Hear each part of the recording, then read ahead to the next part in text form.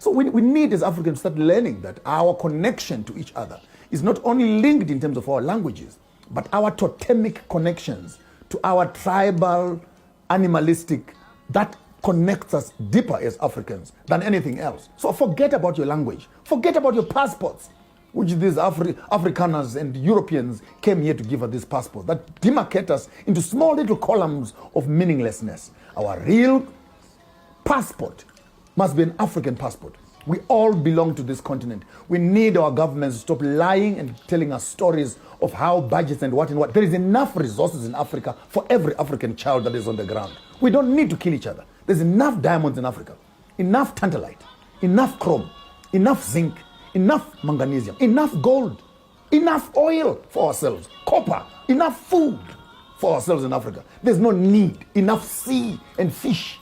People cannot be bad like goats. You can't. People must move where they want to move to, live where they want to live, particularly if they are Africans. And for that reason, I say xenophobia, it can only be informed by the misconception of those that have been colonized.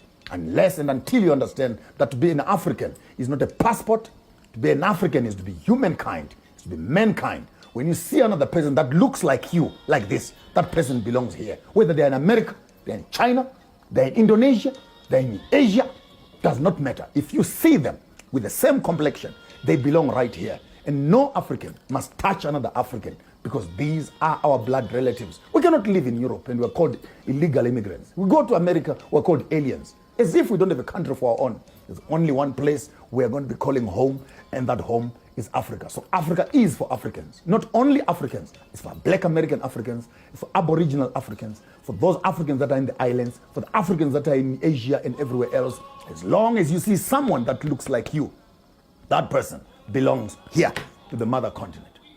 That's Ubuntu Nation. That's Ubuntu Nation. That's what I stand for.